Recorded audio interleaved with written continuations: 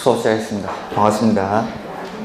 자, 오늘 조합부터 보겠습니다. 자, 먼저 조합 조금 했는데 조합을 조금 어려워하시는 것 같아가지고 다시 조합 한번 보고 그 다음에 나머지 내용 설명드리고 문제 풀도록 하겠습니다.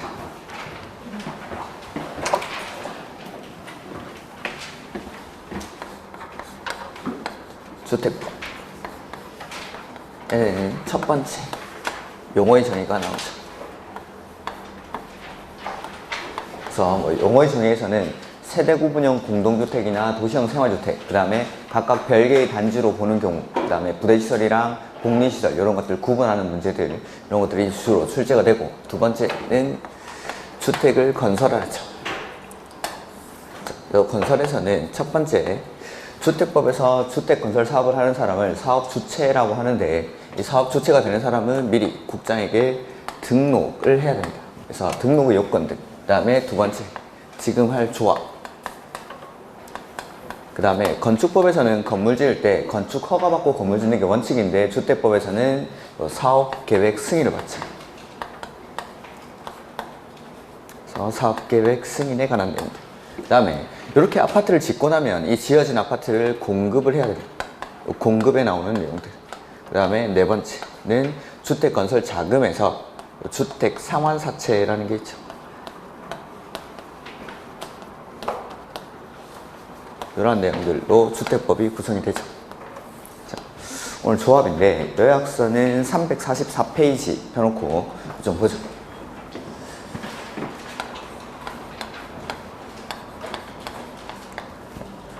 주택법상의 조합에는 종류가 세 가지가 있죠. 첫 번째는 지역주택조합, 그 다음에 두 번째 직장주택조합, 그 다음에 세 번째 리모델링 주택조합. 이렇게. 그 다음에 첫 번째로 말씀드릴 거는 조합원의 자격입니다. 어떤 사람들이 각각의 조합원이 될 수 있는지. 그래서 지역주택조합의 경우에는 첫 번째, 동일한 지역 안에 얼마 이상 거주해야 되죠? 6개월 이상 거주할 것을 요건으로 하죠. 동일한 지역주택조합 설립 가능 지역 안에 6개월 이상 거주할 것을 요건으로 하고, 두 번째는 85제곱미터 이하의 주택을 한 채에 한해서 소유한 세대주인자가 조합원이 될 수 있죠. 자, 집 하나 있어도 조합원 될 수 있죠. 그럼 집 없는 사람 됩니다. 해서 무주택자까지. 그 다음에 직장주택조합은 크게는 건설하는 직장주택조합이랑 지어진 국민주택을 공급받기 위한 직장주택조합, 이렇게 두 가지로 나뉘는데 둘 다 동일한 직장의 근로자일 것을 요건으로 합니다. 그 다음에 직접 건설하는 지역주택조합은 위에랑 똑같이 85제곱미터 이하의 주택을 한 채에 한해서 소유한 세대주인자나 무주택자가 조합원이 될 수 있는데, 지어진 국민주택을 공급받기 위한 직장주택조합, 요건 누구면 되죠? 집 없는 사람. 이건 지어져 있는 아파트를 그냥 사오는 거니까 집 없는 사람들만 조합원이 될 수가 있습니다. 무주택자만.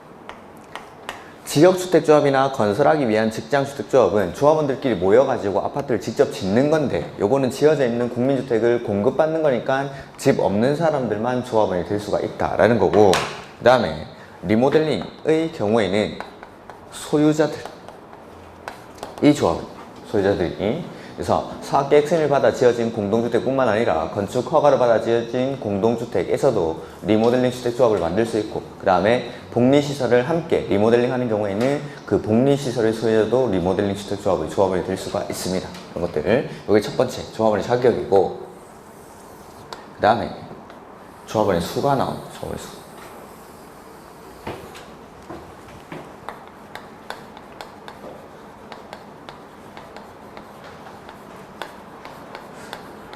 조합원의 수는 주택, 건설, 예정, 세대, 수의 얼마 이상으로 하죠? 50% 이상으로 구성을 하고 최소 20명 이상의 조합원으로 구성을 해야 됩니다. 근데 리모델링 주택조합은 이런 요건이 필요가 없습니다. 자, 방금 말씀드렸다시피 이 리모델링 주택조합은 사업계획 승인을 받아 지어진 공동주택뿐만 아니라 건축 허가받아 지어진 공동주택에서도 요거 리모델링 주택조합을 만들 수 있습니다. 자, 19세대의 다세대 주택을 지을 때는 사업계획 승인이 아니라 건축 허가로 바뀌죠. 사업계획 승인의 대상은 한 번에 짓는 건물의 개수가 30호 30세대 이상이어야 되는데 19세대는 30세대가 안 되니까 건축 허가를 받는 거예요. 건축 허가. 그래서 건축 허가 받아 지어진 이 공동주택에서도 리모델링 주택조합을 만들 수가 있습니다. 그러면은 19세대의 소유자들이 다 모이면은 조합원이 몇 명이죠? 19명. 19명. 그러니까 20명이 안 되더라도 허가받아 지어진 공동주택에서도 리모델링 주택조합을 만들 수 있으니까 리모델링 주택조합에서는 이런 조합원의 수에 대한 이런 요건이 필요가 없다라는 겁니다. 이렇게 리모델링 주택조합에서. 그 다음 이제 조합원의 수고, 그 다음에 조합의 설립.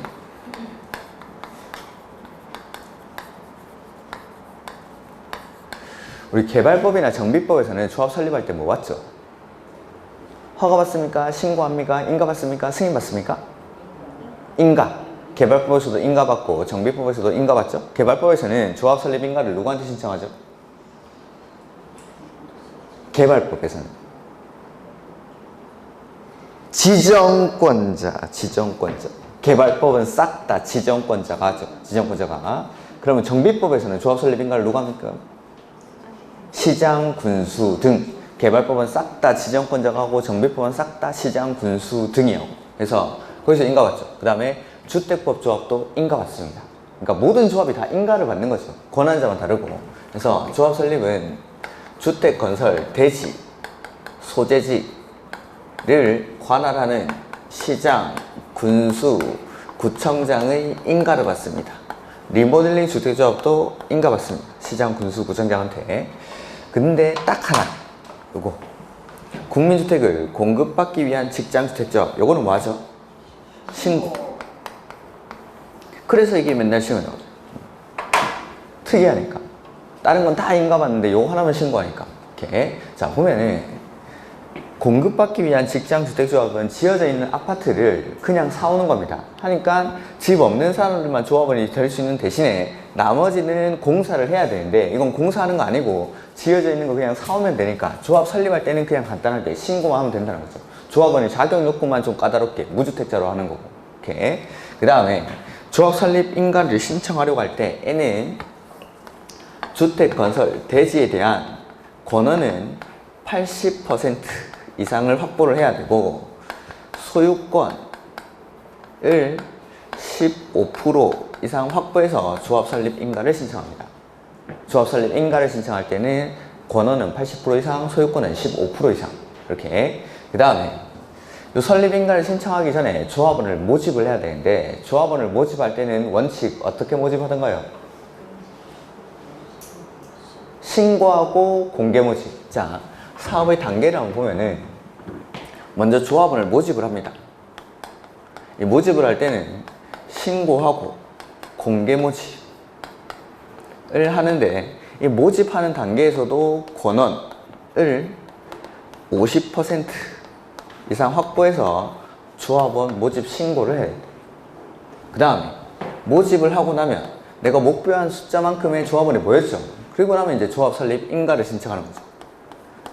조합 설립 인가를 신청할 때는 권한은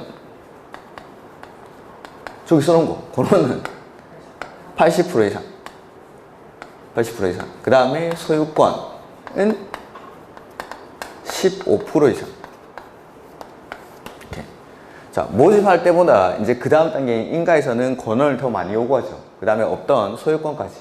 그 다음에 인가 받고 나면 이제 사업 계획 승인을 신청하겠죠. 이 사업계획 승인을 신청할 때는 원칙은 소유권을 100% 확보해야 되는데 등록사업자랑 사업을 공동으로 하는 조합 같은 경우에는 최소 95% 이상의 소유권을 확보를 하고 나머지 토지가 매도 청구 대상이 될 때 사업계획 승인을 받을 수가 있습니다. 그러니까 사업이 단계 진행될 때마다 권한이나 소유권을 더 많이 요구한다고 생각하시면 되죠. 네. 그래서 조합원을 모집할 때는 원칙은 신고하고 공개 모집하는 게 원칙. 그리고 조합원을 모집할 때도 권한을 50% 이상 확보를 해야 됩니다. 이렇게. 그 다음에 예외적으로 이제 처음에 모집할 때는 신고하고 공개 모집을 하는데 충원하는 경우에는 선착순이나 선착순의 방법으로 모집할 수 있다. 충원하거나 재모집할 때는 선착순으로 할 수 있다라는 거고, 그 다음에 조합원은 조합에다가 탈퇴 의사를 알리고 탈퇴할 수 있고, 탈퇴할 때는 비용의 환급도 청구할 수 있다. 이런 내용들이 있었습니다. 그 다음에 제명된 조합원들도 비용의 환급을 청구할 수 있다라는 거. 그 다음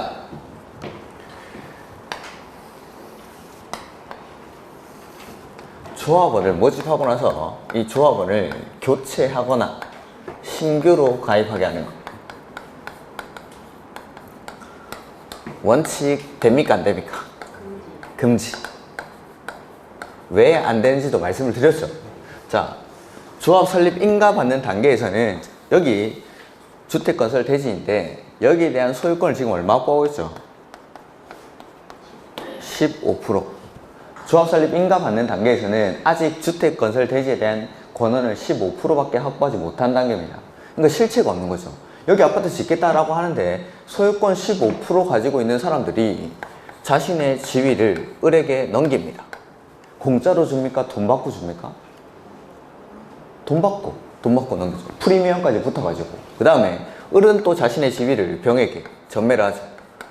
돈 받고 프리미엄까지 얹어서. 근데 아직 소유권이 사업계획 승인 받으려면 95% 이상을 확보를 해야 되는데 80%는 모자라죠. 80%는 모자란 단계에서 아직 주택건설 대지에 대한 소유권도 확보하지 못한 단계에서 자신의 지위만 넘기고 아무것도 가진 것도 없는 사람들이 지위만 넘기고 있는 겁니다. 그러다가 만약에 사업이 무산되면 이 단계에서 이 사람은 손에 쥔 게 아무것도 없는 거죠. 근데 리모델링 주택조합 같은 경우에는 자신의 조합원의 지위를 사고 팔고 하는 게 가능할까요? 리모델링 주택조합은 조합원들이 누구죠? 소유자들. 이 오래된 아파트 801호의 소유자가 자신의 아파트를 팝니다. 을에게. 되겠죠? 근데 을한테 넘어온 단계에서 사업이 무산되죠? 을 손에 지금 뭐가 남아있죠? 801호 남아있죠? 근데 여기 지역주택조합이나 직장주택조합에서의 지위를 사고 팔고 이렇게 넘기는 겁니다. 넘겼는데 이 단계에서 사업이 무산됩니다. 병의 손에 지금 뭐가 남아있죠? 빚만 잔뜩 남아있죠. 빚만. 그러니까 아무것도 없는 단계에서 자신의 지위만 사고 팔고 하는 거, 이런 행위들은 금지를 시키겠다는 겁니다. 근데 이 지역 직장주택조합에서도 실체가 생기는 단계가 있죠. 이때 사업계획 승인 받으면은 95% 이상의 소유권을 확보하고 나머지가 매도 청구 대상이 되는 토지일 때, 그때 사업계획 승인을 받을 수 있으니까 요거 사업계획 승인 받았을 때는 요거 실체가 생기는 겁니다. 실체가 주택건설 대지에 대한 소유권을 확보했으니까.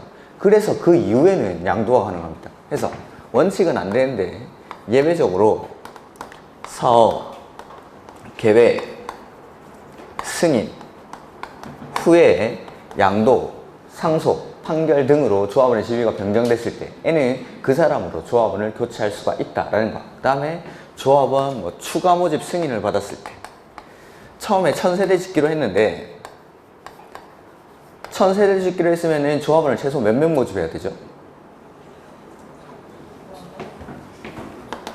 50% 이상이면 500명.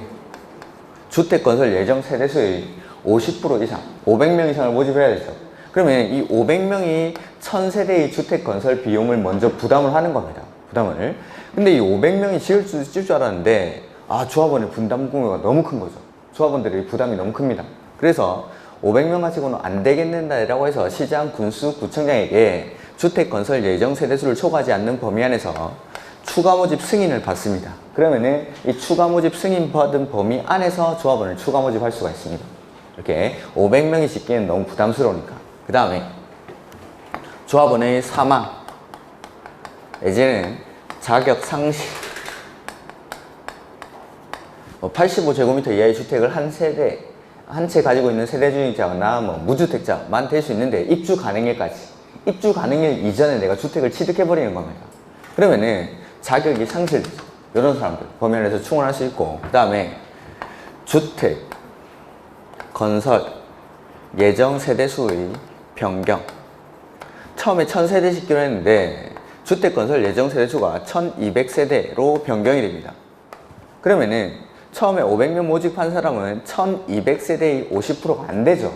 주택 건설 예정 세대수는 1200세대로 변경됐는데 아직 조합원은 그대로 500명이면은 50%가 안 되니까 50%가 되게끔 100명을 더 모집해야겠죠. 이런 것들. 이러한 사유가 있을 때만 추가적으로 충원하는 게 가능한 거지, 원칙은 조합원의 지위를 사고 팔고 하는 게 안 된다라는 겁니다. 해서 뒤에 공급에 보면 나오는데, 공급 질서 교란 행위에 누구든지 각종 증서를 사고 팔고 하면 안 되는 것 중에 첫 번째가 지역 직장 주택 조합원의 지위입니다. 대신에 리모델링 주택 조합, 요거는 사고 팔고 하는 게 된다라고 했죠. 소유자들이니까. 사업이 무산되더라도 이 사람들 손에는 요 오래된 아파트, 이 소유권이 남아있는 겁니다. 언젠가 사업할 수 있겠죠. 이걸 다른 사람한테 팔아도 되고. 근데 이거는 실체가 없으니까 지역 직장 주택 조합원의 지위만 사고 팔고 하는 걸 금지한다라는 겁니다. 이렇게. 자, 요거 가지고 책을 한번 보죠. 344페이지.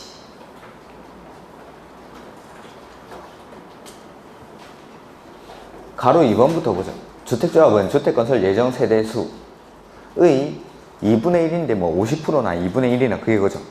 조합원을 구성하되 조합원은 최소 20인. 다만 리모델링 주택조합은 이러한 요건이 필요가 없다라고 했죠. 그 다음에 가로 안에 보시면은 첫 번째 줄 가로 안에 설립인가 당시 사업계획서에 따른 세대수를 말하되 임대주택으로 건설 공급하여야 하는 세대수는 어떻게 하죠? 제외. 그거는 좀 표시죠. 제외. 그러니까 1000세대를 짓는데 이 중에서 200세대가 임대주택입니다. 그러면은 200세대 빼고 800세대의 50% 이상으로 구성합니다. 이렇게 임대주택을 제외하고. 그 다음에 사업계획 승인 등의 과정에서 세대수가 변경된 경우, 지금 처음에 1000세대 짓기로 했는데 주택건설 예정 세대수가 1200세대로 변경됐죠. 그러면은 이 변경된 세대수를 기준으로 조합원을 모집하겠다라는 거죠. 그래서 조합 설립 시 작용 요건인데, 지역주택조합은 동그라미 1번에 동일한 지역주택조합 설립 가능 지역 안에 6개월 이상 거주할 것을 요건으로 하고, 동그라미 2번 조합 설립 인가 신청일부터 조합주택의 입주 가능일까지 주택을 소유하지 아니하거나, 이건 무주택자죠. 내지는 85제곱미터 이하의 주택을 한 채에 한해서 소유한 세대주인자, 이런 사람들이 조합원이 될 수 있죠. 뭐 동그라미 3번은 됐고, 그 다음 페이지 직장주택조합 보시면은 동일한 국가기관, 지자체, 법인에 근무하는 자일 것, 동일한 직장의 근로자일 것을 요건을 합니다. 다음 페이지 보겠습니다. 345페이지 맨 위에. 그 다음에 동그라미 2번 조합 설립 인가 신청일부터 주택조합의 입주 가능일까지, 조합주택의 입주 가능일까지 주택을 소유하지 아니하거나 내지는 85제곱미터 이하의 주택을 한 채에 한해서 소유한 세대주인자일 것. 근데 그 밑에 참고해. 국민주택을 공급받기 위한 직장주택조합은 누구만 되죠? 무주택자. 여기는 신고한다라고 되어 있는데 무주택자만 되고, 그 다음에 신고를 해야 되죠. 그 다음에 리모델링 주택조합은 거기 소유자들, 공동주택의 소유자, 그 다음에 복리시설의 소유자, 그런 사람들.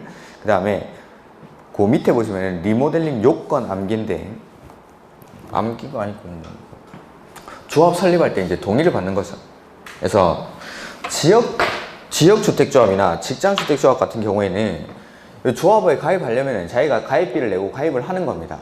그러니까 조합원이라는 것 자체가 사업에 동의를 했다는 건데, 리모델링 주택조합은 기존의 공동주택의 소유자들을 대상으로 동의를 받은 다음에 야, 우리 아파트 한번 고쳐보자 라고 해서 일정 수 이상의 동의가 나와야 조합 설립 인가를 신청하는 겁니다. 해서 리모델링 주택조합에만 요 동의 요건이 있는데, 단지 전체를 리모델링 할 때에는 전체 구분 소유자 및 의결권의 각 3분의 2 이상의 결의 및 각 동 구분 소유자 과반수의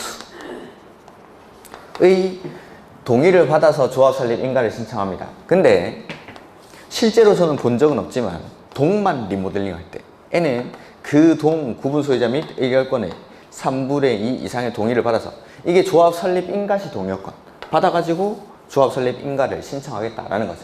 리모델링 주택조합에서는. 나머지는 동의를 받을 필요가 없는 겁니다. 가입했다는 것 자체가 자신이 사업에 동의를 한 거니까. 가입비 내고 가입을 해야 되니까. 그 다음에 344페이지 그 표에 오른쪽 칸에 보면은 조합원의 교체 및 신규 가입이 나오죠. 표에 344페이지 옆에 페이지 앞으로. 그래서 원칙은 신규로 가입하게 할 수 없는 게 원칙이죠.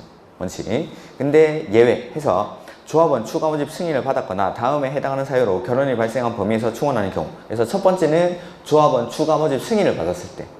처음에 500명이 아파트 지으려고 했는데 이 500명이 짓기에는 너무 부담스러우니까 주택 건설 예정 세대수를 초과하지 않는 범위 안에서 조합원 추가 모집 승인을 받았습니다. 우리 100명만 더 모집하겠습니다 라고 하면은 그 범위 안에서 조합원을 충원하는 게 가능하다라는 거. 그 다음에 이번에 기획에 보시면은 조합원의 사망하면은 이제 상속인으로 조합원을 교체하는 거죠. 그 다음에 이번에 사업계획 승인 이후에 입주자로 선정된 지위가 양도, 증여, 판결 등으로 변경됐을 때, 그래서 조합 설립 인가 받고 나서 사업계획 승인이 있을 때까지 조합원의 지위를 사고 팔고 하는 게 안 된다라는 겁니다. 그래서 인가부터 사업계획 승인 신청까지는 2년 안에, 인가 받고 나서 2년 안에 사업계획 승인을 신청을 해야 됩니다. 그 다음에 다음 페이지 디귿에 보시면은 조합원의 탈퇴, 그 다음에 조합원이 무자격자로 판명돼서 자격이 상실, 그 다음에 미음해, 사업계획 승인 등의 과정에서 주택 건설 예정 세대수가 변경되죠. 원래 처음에는 1000세대 짓기로 했는데 1200세대 짓기로 했다. 뭐 이런 것들이죠. 그 다음에 조합의 설립 보시면은 표 밑에 가로 3번 조합의 설립. 조합을 설립할 때는 시장, 군수, 구청장한테 뭐 받죠? 인가. 그 다음에 동그라미 2번 주택조합 설립 인가를 받으려는 자는 다음의 요건을 모두 갖춰야 한다 해서 권한은 얼마? 권한 80% 이상, 소유권은 15% 이상의 소유권을 확보할 것. 그 다음에 주택 공급 조합인데 국민주택을 공급받기 위한 직장 주택조합을 설립하고자 하는 자는 시장, 군수, 구청장한테 뭐 해야 되죠? 신고. 그 다음에 뭐 참고는 됐고, 그래서 그 표 위에 있는 표에는 신고로 가능하다 이게 아니라 무주택자이어만 한다 이렇게 하는 게 더 낫죠. 요 밑에 신고가 있으니까 여기는 자격을 물어보는 거니까 그 표에 아까 직장주택조합이라는 칸에 보면은 참고에 국민주택을 공급받기 위한 직장주택조합은 설립 신고로 가능이라고 되어 있는데 그 칸에는 차라리 무주택자라는 걸 써놔야 되죠. 자격을 물어보는 거니까. 그 다음에 뭐 조합 설립할 때도 신고한다라는 거고. 다음 페이지 업무 대행 이런 건 됐습니다. 그 다음에 두 번째 칸에 사업계획 승인 나오죠. 조합 설립 인가 받고 나서 사업계획 승인 인가 신청은 얼마네? 2년. 자, 인가 신청이 아니라 사업계획 승인 신청은 2년 안에. 이렇게. 그 다음에 우선호흡 보시면은 주택조합은 그 조합원에게 건설된 주택을 우선적으로 공급, 단 신고로 설립된 직장주택조합에 대해서는 사업주택과 국민주택을 우선 공급한다라고 돼 있고, 첫 번째 그 가로 안에 보면 리모델링은 제외라고 돼 있죠. 리모델링이라는 것 자체에 원칙적으로 공급이라는 개념이 없습니다. 원래는 리모델링은 여기 30세대의 주택을 리모델링 하는 거죠. 그러면 공사 끝나고 나면 몇 세대 되죠? 30세대. 그러니까 이건 집을 고치는 거니까 원래는 30세대를 고쳐가지고 30세대밖에 안 되니까 공급이라는 개념이 원칙적으로 안 나오는 겁니다. 근데 예외적으로 세대수 증가형 리모델링을 할 때 이때만 공급이 나오는 거지, 얘 원칙적으로는 리모델링에서는 공급이라는 개념이 없습니다. 원래는. 그 다음에 조합 가입 철회 및 완화인데 1번은 됐고 2번 뭐 3번 이런 것들 됐습니다. 다 이거는 그냥 밑에 거는 이거 보지 마십시오. 밑에 뭐, 그 다음에 347페이지 여기까지가 이제 조합이고, 나머지 좀 이따가 이제 문제 풀어보면서 필요한 부분들은 좀 더 설명을 드리도록 하고, 그 다음에 세 번째 사업계획 승인이죠. 주택법에서는 건물 지을 때 사업계획 승인을 받아야죠. 사업계획 승인을. 그래서 건축법의 건축허가랑 비교되는 게 주택법에서는 사업계획 승인. 그래서 주택 건설 사업을 하는 절차를 한번 보도록 하죠.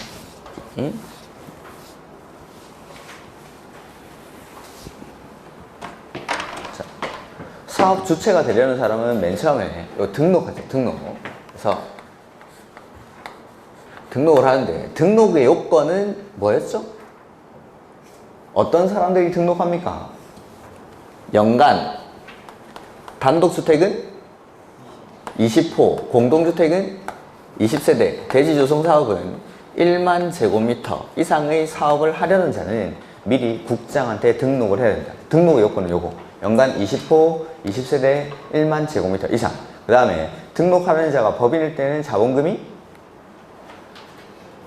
3억, 개인은 자산평가액이 요거 관련 분야 기술자를 한 명 보유해야 되고 그 다음에 사무실을 갖추고 있을 것 이러한 것들이 요건이었죠. 그 다음에 등록을 하고 나서 주택건설 사업을 하려고 할 때는 이거 사업 계획 승인을 받아야죠. 그 다음에 사업계획 승인을 받고 나서 공사를 합니다. 착공. 착공할 때는 공사계획을 신고를 해줘야 되고 그 다음에 공사가 완료가 됐죠. 그러면은 건물 쓰기 전에 뭐 받아야 되죠? 사용 검사. 건축법에서는 사용 승인, 주택법에서는 사용 검사. 자, 그 다음에 예외적으로 임시 사용 승인을 받은 경우에도 건물을 사용할 수 있고 이거 비교하기 위해서 건축법의 절차를 한번 써보죠. 건축법에서는 허가 신청하기 전에 뭐 하나 했었는데 입지, 규모, 사전, 결정. 허가 대상 건축물을 건축하려는 자는 허가를 신청하기 전에 내가 허가를 받을 수 있는지 없는지에 대해서 허가권자에게 결정을 받아볼 수 있죠. 그걸 사전 결정이라고 했습니다. 그 다음에 사전 결정을 받고 나서 건축 허가를 신청하죠. 그 다음에 허가를 받고 나서 착공을 하고 착공할 때는 역시 공사계획을 신고해주고 그 다음에 사업의 공사가 완료가 되고 나면 마지막에 사용 승인. 그래서 주택법에서는 사용 검사, 건축법에서는 사용 승인. 자, 사전 결정 받고 나서 허가 신청 얼마나 해야 되죠? 2년. 2년 안에 허가 신청 안 하면 사전 결정이 어떻게 하죠? 효력이 실효됩니다. 실효. 허가 받고 나서 착공은 2년. 안에 안 하면 허가 어떻게 하죠? 취소하여야 한다. 취소하여야 한다. 필요적 취소 사유. 이렇게 하여야 한다. 그 다음에 공장은 3년이고 이 기간은 정당한 사유가 있을 때는 1년의 범위 안에서 연장해준다. 이런 것들이 있었죠. 그 다음에 사용 승인은 건축주가 공사를 완료하고 나면 사용 승인을 신청하는데 신청을 받은 사용 승인권자는 허가권자가 얼마 안에 며칠 안에 사용 승인을 신청하죠? 7일 안에 검사를 실시해야 된다. 미리 하면은 사용 검사는 요거 15일. 그래서 요 14일로 내면 엄청 헷갈리니까 7일 보름, 7일 보름, 7일 보름 이렇게 이런 것들이 건축법에서 나왔던 것. 그 다음에 뭐 건축법에서도 임시 사용 승인을 받은 경우에 건물을 사용할 수 있습니다. 사용 승인을 받지 않더라도 임시 사용 승인 기간은 얼마로 했죠? 2년. 그리고 임시 사용 승인 기간은 연장이 됩니까? 안 됩니까? 됩니다. 화이팅! 할 수 있습니다. 아직 포기하기엔 이릅니다. 100일도 넘게 남았는데. 제가 이런 말을 앞으로도 5번 이상은 할 겁니다. 이렇게. 자, 그 다음에 사업계획 승인. 여기 보면은 사업계획 승인은 제가 목차를 크게 4가지로 나눕니다. 첫 번째는 사업계획 승인의 대상이죠. 어떠한 사업을 할 때 사업계획 승인을 받는지 해서 사업계획 승인의 대상은 내가 한 번에 짓는 건물의 개수가 단독주택은 30호, 공동주택은 30세대, 대지조성 사업은 1만 제곱미터 이상일 때 사업계획 승인을 받아야 되죠. 그러니까 29개 이하 뭐 이렇게 요 대상에 해당하지 않을 때는 건축 허가를 받고 사업계획 승인의 대상은 한 번에 짓는 건물의 개수가 30호, 30세대, 1만 제곱미터 이상일 때 사업계획 승인이 대상이 된다는 거. 그러니까 사업계획 승인 대상이 아닌 것들은 다 이거 건축 허가 대상이라고 생각하시면 됩니다. 근데 예외적으로 50호, 50세대부터 사업계획 승인을 받는 게 있었죠. 거기 보시면은 절차 말고 그 다음 페이지 348페이지 동그라미 1번에는 사업계획 승인권자가 나오니까 그건 좀 이따가 보고 동그라미 2번에 사업계획 승인의 기준이 나오죠. 그래서 단독주택은 원칙은 30호인데 50호부터 사업계획 승인을 받는 게 첫 번째. 거기는 이상하게 막 써놨는데 블록형 단독주택 이렇게 하는데 요거는 그냥 문장을 다 알고 계시는 게 낫습니다. 공공택지에 해당하는 공공사업으로 조성된 택지를 개별 필지로 1번지, 2번지, 3번지, 4번지 이렇게 분할하지 아니하고 일단의 토지로 공급받아 건설하는 단독주택. 제가 이런 것들은 단독주택 단지라고 말씀드렸죠. 그래서 완전한 문장을 그냥 기억을 하십시오.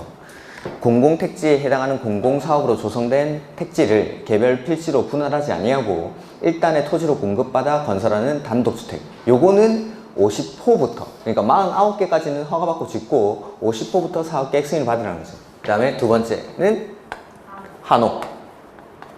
이러한 것들은 50호 이상일 때 사업계획 승인을 받는다라는 거고, 그 다음에 공동주택은 50세대부터 사업계획 승인을 받는 게 또 두 가지가 있죠. 근데 거기 공동주택 칸에 보시면 원칙은 30세대인데 리모델링 포함이라고 돼 있죠. 이렇게 쓰면 안 되는데 그 정확한 명칭, 정확하게는 리모델링의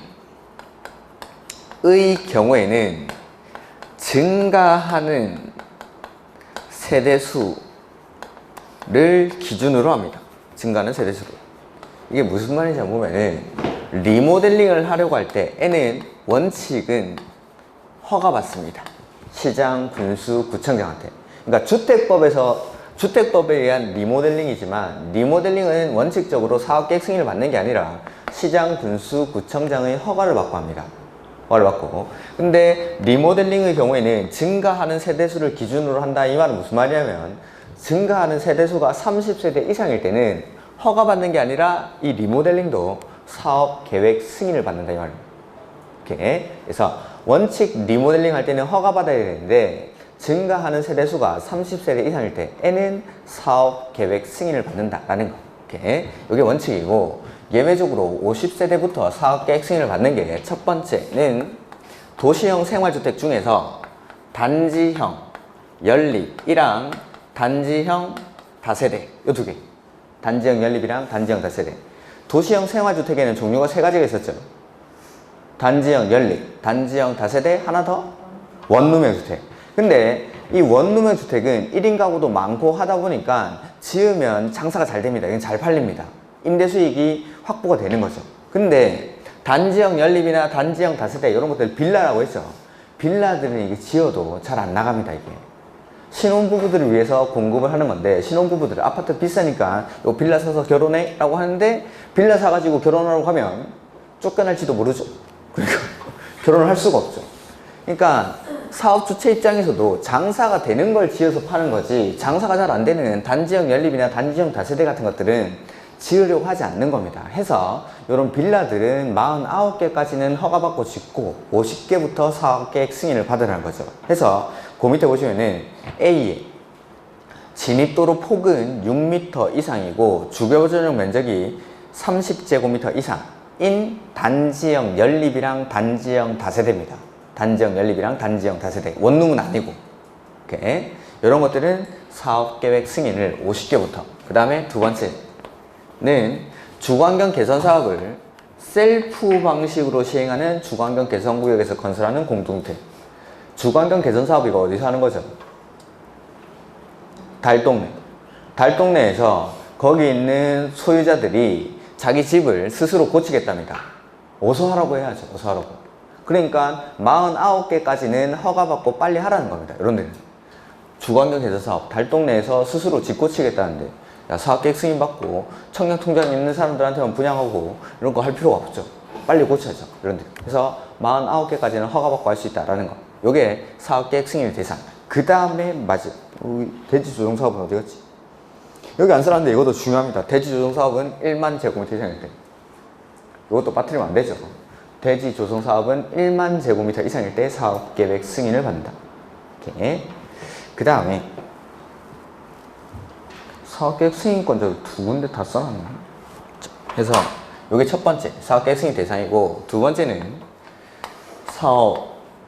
사업계획 승인권자. 누가 사업계획 승인을 하는지 해서 원칙은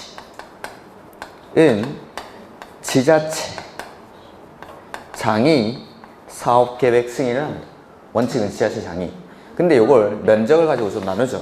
그래서 면적 10만 제곱미터 미만일 때 N은 사업계획 승인을 하는 사람이 특별시장, 광역시장, 시장, 군수가 사업계획 승인을 합니다. 근데 면적이 10만 제곱미터 이상일 때 N은 특별시장, 광역시장, 도지사, 대도시시장 이렇게 그게 보시면은 원칙 시, 도지사, 대도시시장, 시장, 군수 막 써놨는데 보시면은 동그라미 1번에 시, 도지사, 대도시시장은 대지 면적이 10만 제곱미터 이상일 때 시, 도지사 했으니까 그 사람이 그 앞에 있는 시는 특별시, 광역시죠. 특별시, 광역시, 도지사, 대도시시장은 10만 제곱미터 이상일 때 근데 동그라미 2번에 특별시장, 광역시장, 시장, 군수, 특별자치시, 특별자치도는 당연히 들어가야 되는 거니까 특별시장, 광역시장, 시장, 군수는 10만 제곱미터 미만일 때 그러니까 면적 10만을 가지고 구분을 합니다. 10만을 가지고 근데 면적에 관계없이 하는 사람은 결론 도지사는 10만 미만일 때 시군에게 위임이라고 되어 있는데 면적에 관계없이 하는 사람이 여기 특별시장, 광역시장, 대도시시장까지 이 사람들은 면적에 관계없이 합니다. 근데 차이가 나는 거는 도지사가 10만 제곱미터 미만일 때는 시나 군에게 위임한다 라고 되어 있죠. 그러니까 특별시, 광역시, 대도시는 면적에 관계없이 이 사람들이 사업계획 승인을 하는데 여기 도지사가 10만 제곱미터 위에도 특별시, 광역시 똑같이 들어가고 요 시에는 대도시가 포함되어 있죠. 요 시에는 이해를 못하시는 분이 있는 것 같은데요. 보통 이 시, 군, 시, 도랑 같이 나오는 시는 이게 뭐죠? 특별시랑 광역시. 도랑 같이 나오는 시는 특별시랑 광역시. 근데 군이랑 같이 나오는 시는 도 밑에 있는 시. 광명시, 안양시, 수원시, 용인시 이런 것들 도 밑에 있는 시. 이 시들 중에서 인구가 50만 이상의 시를 뭐라 부르죠? 대도시. 수원시 이런 데 100만이 넘죠. 용인시, 고양시 이런 데 인구 50만 이상의 시는 따로 대도시라고 부르는 겁니다. 여기는 사람이 많으니까 대도시는 사람이 많으니까 일부 시, 도지사가 가지는 권한을 대도시시장도 같이 행사를 하는 거죠. 그래서 권한제에 가끔 보면 시, 도, 대도시 이렇게 이 시 중에서 따로 대도시시장만 권한을 가지는 것들은 빼가지고 대도시라고 따로 써줍니다. 근데 일반적으로 시랑 군이 이렇게 묶여 나오면은 이 시 안에는 대도시가 포함되어 있는 거죠. 원칙적으로는. 근데 시, 도, 대도시 이렇게 나오면은 일반적인 시는 권한을 갖지 않지만 대도시만 인구 50만 이상의 시만 특별시, 광역시, 도지사가 가지는 권한을 같이 갖는 거. 이런 것들은 따로 대도시라고 써주는 겁니다. 이렇게. 그래서 시랑 군이 같이 묶여 나올 때 요 시는 도 밑에 있는 시고 요 시 안에는 대도시랑 대도시가 아닌 시가 다 들어가 있는 거죠. 원칙적으로. 근데 여기서 대도시만 따로 권한을 가질 때는 따로 빼가지고 대도시라고 써주는 겁니다. 따로. 이렇게. 그래서 일반적으로 시랑 군이라고 써져 있으면 여기는 대도시가 포함되어 있다 라고 생각하시면 됩니다. 그래서 여기 특별시, 광역시, 대도시는 면적에 관계없이 이 사람들이 싹 다 사업계획 승인을 한다라는 거고 근데 예외적으로 원칙은 이런 지자체장이 사업계획 승인을 하는 건데 예외적으로 국장이 사업계획 승인을 하는 경우가 있죠. 첫 번째는 국가 내지는 주공이 사업을 시행하려고 할 때 국가나 주공 이게 1번 국가나 주공 그 다음에 두 번째 330만 제곱미터 100만 평이죠. 제곱미터 이상은 지자체장이 사업계획 승인을 하기에는 어떻다라고 했죠? 100만 평 이상이나 되는데 이걸 지자체장이 사업계획 승인을 하기에는 택도 없다. 택도 없다. 택지개발사업, 도시개발사업 330만 제곱미터 이상이나 되는데 이건 지자체장이 하면 택도 없으니까 누가 사업계획 승인하죠? 국장이에요. 택도 없으니까. 그래서 330만 제곱미터 이상의 택지개발사업, 도시개발사업을 추진하는 지역 중 국장이 지정 고시하는 지역 안에서 주택건설 사업을 시행할 때 이런 것들. 그 다음에 세 번째는 수도권이나 광역시의 긴급한 주택난 해소 내지는 지역 균형 개발, 광역적 차원의 조정이 필요해서 좀 사유가 많죠. 수도권이나 광역시의 긴급한 주택난 해소 내지는 지역 균형 개발 내지는 광역적 차원의 조정이 필요해서 여기도 마찬가지 국장이 지정고시를 해야 됩니다. 국장이 지정고시하는 지역 안에서 주택건설 사업을 시행할 때. 그 다음에 네 번째, 국가, 지자체, 주공, 지방공사, 공공이죠. 이 공공이 총 지분의 50%를 초과 출자한 위탁관리 부동산 투자회사가 사업을 시행할 때, 이럴 때는 사업계획 승인을 국장이 합니다. 이렇게 여기 이제 사업계획 승인을 국장이 하는 경우. 그래서 원칙은 사업계획 승인 지자체장이 하는데 예외적으로 국장이 하는 경우는 이렇게 네 가지. 그 다음 그 옆에 페이지에 보시면은 가로 3번에 사업계획 승인 대상의 제외라는 게 나오죠. 완화하여 건설을 촉진하자는 취지, 그런 취지입니다. 그러니까 사업계획 승인 대상에서 제외하면 뭐 받고 건물 지으면 되죠?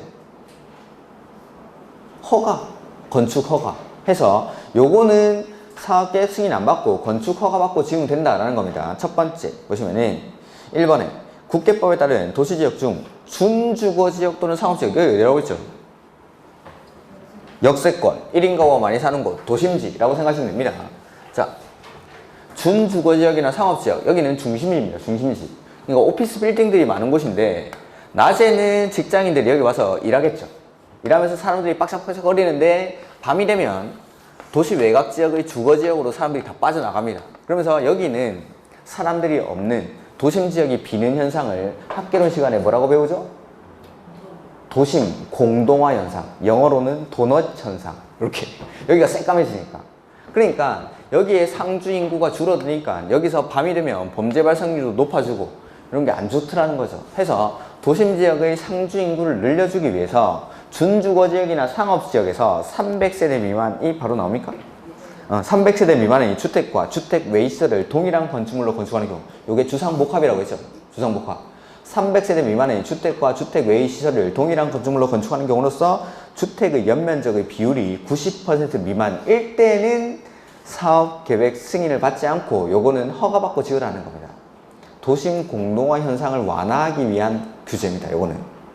그래서 도시지역에 준주거지역이나 상업지역에 상주인구를 늘려주기 위해서 주상복합을 준주거지역이나 상업지역에서 지을 때 N은 사업계획 승인 대상에서 제외하고 건축 허가받고 지으면 됩니다.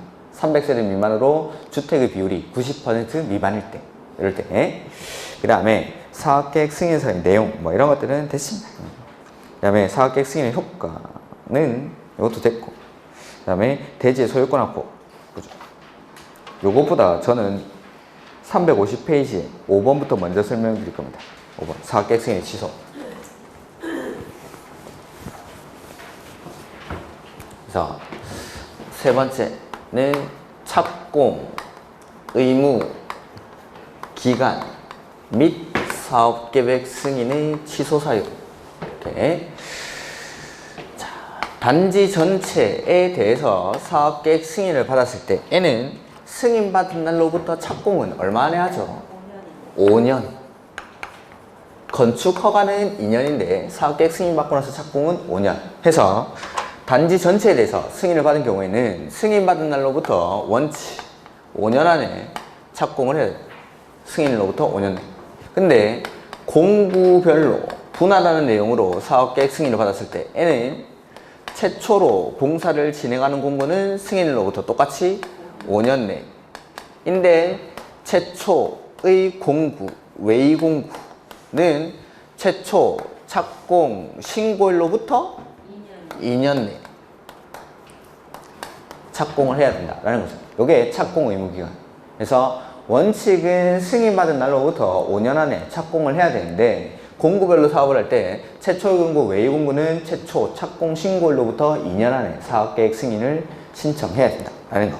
이렇게. 그 다음에 가로 1번에 사업계획 승인권자는 5번에 사업계획 승인 취소에 가로 1번 보시면은 사업계획 승인권자는 다음의 어느 안에 해당하는 경우 그 사업계획 승인을 취소할 수 있답니까? 하여야 한답니까? 할 수 있다. 주택법에서는 취소 나오면 싹 다 할 수 있다라고 했죠. 할 수 있다. 해서 사업계획 승인도 취소할 수 있다. 해서 첫 번째, 이는 사업주체가 공사 착수 시기를 위반해서 공사를 시작하지 아니한 경우 5년 안에 착공해야 되는데 5년 안에 착공 안 할 때 다만 요거 최초의 공구, 외의 공구를 최초 착공 신고로부터 2년 안에 착공을 안 했다고 해서 사업계획 승인을 취소할 수가 없죠. 자, 여기 보면은 아파트 단지 전체에 대해서 승인을 받았을 때는 승인받은 날로부터 5년 안에 착공을 합니다. 근데 공구별로 할 때 1공구, 2공구 이렇게 나눠서 할 때는 최초의 공구는 승인으로부터 5년 안에 이건 똑같은데 최초의 공구, 외의 공구, 이 2공구는 최초 착공 신고일로부터 2년 안에 착공을 해야 되죠. 근데 공구별로 공사를 한다라고 해서 사업계획 승인을 1공구, 2공구 이렇게 따로 받는 게 아니라고 했습니다. 사업계획 승인의 내용 안에 우리는 공구별로 나눠서 사업을 하겠습니다 라는 내용으로 사업계획 승인을 받는 거지 사업계획 승인 자체는 하나로 받습니다. 그래서 최초의 공구를 5년 안에 착공을 안 하면은 사업계획 승인을 취소하면 되는데 최초의 공구, 외의 공구를 최초 착공 신고로부터 2년 안에 착공을 안 했다라고 해서 사업계획 승인을 취소해버리면은 착공을 한 1공구 사업계획 승인까지 같이 취소가 되는 겁니다. 그래서 1공구를 5년 안에 착공을 안 하면은 사업계획 승인을 취소할 수 있지만 최초의 공구, 외의 공구를 2년 안에 착공을 안 한다고 해서 사업계획 승인을 취소할 수는 없다라는 거. 그 다음에 대지의 소유권을 상실했을 때. 세 번째는 사업 주체의 부도 파산으로 공사 완료가 불가능할 때. 이럴 때는 사업계획 승인을 어떻게 하죠? 취소할 수 있다. 근데 2번, 3번 그 위에 아마 가로에 있죠. 다음 2 또는 3에 해당하는 경우 주택 분양 보증이 된 사업은 제외. 그러니까 보증을 받은 사업은 대지의 소유권을 상실했거나 공사 완료가 불가능하더라도 사업계획 승인을 취소할 수가 없습니다. 보증받았을 때는. 보증을 받아놓으면 그 보증인이 시공자를 선정해서 잔여 공사를 마무리하고 사용 검사를 신청하기 때문에 대지의 소유권을 상실했거나 아니면 공사 완료가 불가능할 때 보증인이 있을 때는 사업계획 승인을 취소할 수가 없다라는 거. 그 다음에 2번, 3번 이런 것들을 됐습니다. 그래서 요게 세 번째 착공 의무 기간이랑 사업계획 승인의 취소 사유. 그 다음에 네 번째는 소유권 확보. 앞에 페이지에 보시면 됩니다. 소유권 확보 및 매도 청구권. 사업계획 승인을 신청하려고 할 때는 원칙 소유권을 얼마나 확보해야 되죠?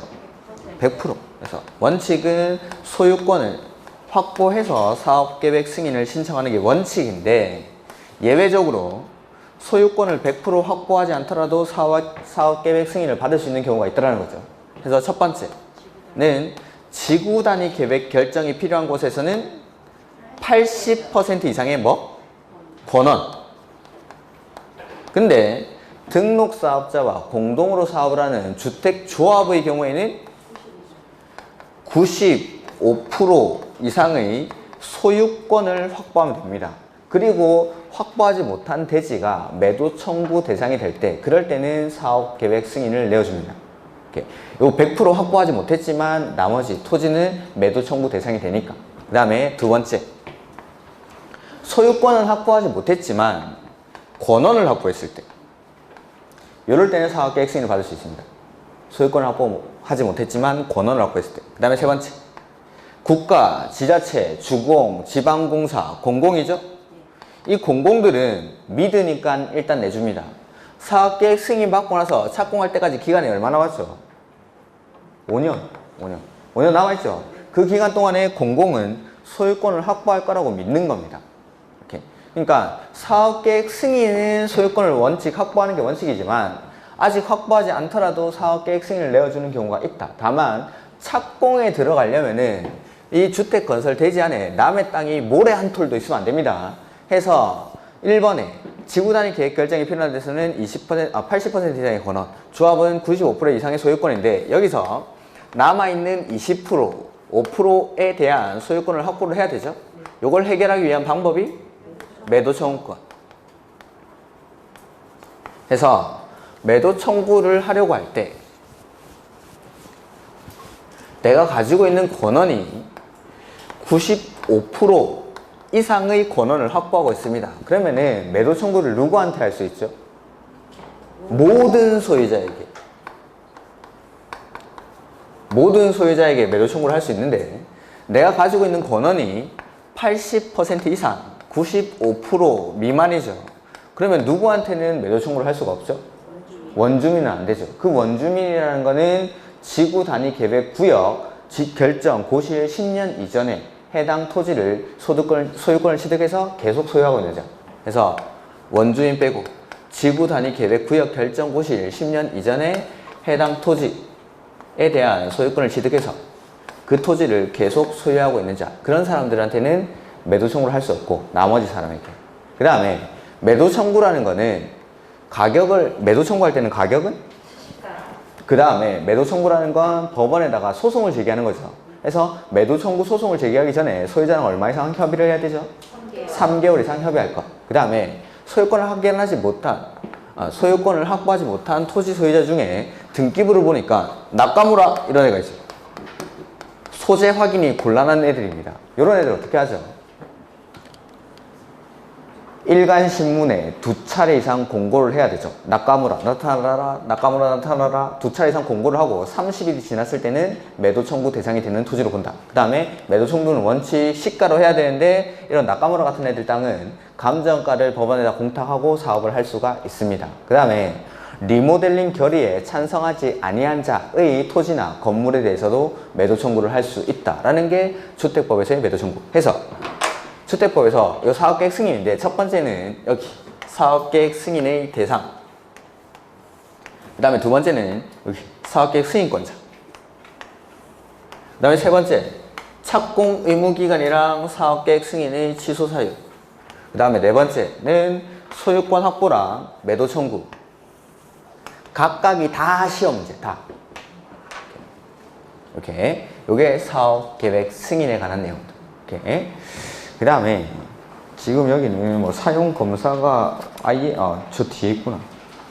353페이지 조금만 더 하고 가죠.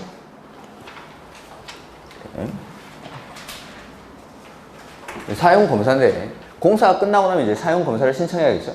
사용검사는 원칙은 요거 좀 지우고, 원칙은 시장, 군수, 구청장이 하는데 예외적으로 국장이 사업계획 사용검사를 하는 경우가 있습니다. 자, 그래서 누가 사용검사를 하는지는 사업계획 승인권자가 누구냐에 따라서 달라집니다. 그래서 사업계획 승인을 지자체장이 했을 때는 사용검사를 시장, 군수, 구청장이 하고, 국장이 사업계획 승인한 경우에는 국장이 사용검사를 합니다. 이렇게 사업계획 승인권자가 누구냐에 따라서 사용검사를 하는 사람이 달라진다라는 거고, 그 다음에 밑에 보시면 다만 분할 시행한 경우 사업계획 승인을 받은 경우에는 완공된 주택에 대해서 공구별로 사용검사를 받을 수 있고, 자, 공구별로 사업을 할 때는 착공신고랑 사용검사를 별도로 수행할 수가 있습니다. 해서 착공신고도 아까 최초의 공구는 승인일로부터 5년 안에, 최초의 공구 외의 공구는 최초 착공신고로부터 2년 안에 착공신고를 따로 할 수 있죠. 그 다음에 공구별로 사업을 했을 때는 공사 끝나고 나서 사용검사도 별도로 받을 수가 있습니다. 별도로. 그 다음에 사업계획 승인 조건의 이행입니까? 미이행입니까? 사업계획 승인 조건의 이행입니까? 미이행입니까? 미이행. 이행하지 않았을 때 미이행일 때는 동별로 사용검사를 받을 수 있습니다. 동별로. 그것만 기억하십시오. 1번만. 사업계획 승인 조건의 미이행. 저는 말했습니다. 틀려도 이제 모릅니다. 이행 아니고 미이행. 그 다음에 사용검사의 통보. 사용검사 신청했을 때 며칠 안에? 가로 이번에 며칠 안에? 15일. 15일. 그 다음에 사용의 시기인데 사용검사를 받은 후가 아니면 원래는 사용할 수가 없습니다. 근데 예외적으로 임시 사용 승인을 얻은 경우에는 그러하지 아니하다 해서 주택의 경우에는 뭐별로? 동별로. 주택은 동별로, 공동주택은 세대별로, 대지는 부위별로, 구획별로. 주택은 동별로, 공동주택은 세대별로, 대지는 구획별로 임시 사용 승인을 할 수 있다. 주택은 동별로, 공동주택은 세대별로, 대지는 구획별로. 이렇게. 그 다음에 매도 청구를 여기다 써놨네. 매도 청구. 이런 것들은 문제 풀다가 나오면은 한번 보도록 하고, 그 다음에 사용, 중요한 게 하나 안 나와있는데. 사용검사는 원칙은 누가 신청하는 거죠? 사업 주체가. 공사가 끝나고 나면 이 사업 주체가 사용검사를 신청을 해야 되는데, 만약에 이 사업 주체가 파산했던지, 내지는 정당한 사유 없이 사용검사를 신청하지 않을 때, 이렇게. 자, 사업 주체가 파산했을 때는 일단 시공 보증인이 사용검사를 신청할 수가 있습니다. 근데 보증인이 없거나 보증인도 파산했을 때 N은 입주 예정자 대표회의가 시공자를 선정해서 잔여 공사를 마무리하고 사용검사를 신청할 수 있다. 요거는 사업 주체가 파산했을 때. 파산했을 때는 첫 번째는 보증인이, 보증인도 없거나 보증인도 파산했을 때는 입주 예정자가. 근데 사업 주체가 정당한 사유 없이 사용검사를 신청하지 않을 때, 이럴 때는 여기 나오는 거 1번, 2번 보증인, 입주 예정자 뿐만 아니라 한 명 더, 시공자까지 사용검사를 신청할 수가 있습니다. 사용검사를 받아야 이 시공자는 사업 주체로부터 공사비를 받고 이제 나갈 텐데, 사용검사를 신청을 안 하니까 공사비를 못 받고 있죠. 그래서 요거 정당한 사유 없이 사업 주체가 신청할 때는 시공자까지, 이렇게. 요게 이제 사업계획 승인에 관한 내용들. 그 다음에 중간에 빠진 부분들은 제가 문제 풀면서 나오면은 따로 설명을 드리도록 하겠습니다. 여기까지. 그래서 사업계획 승인은 건축법에서 건축허가가 중요하듯이 주택법에서는 요 사업계획 승인이 중요합니다. 그만큼. 자, 조금 쉬었다가 이제 공급 보도록 하겠습니다. 공급.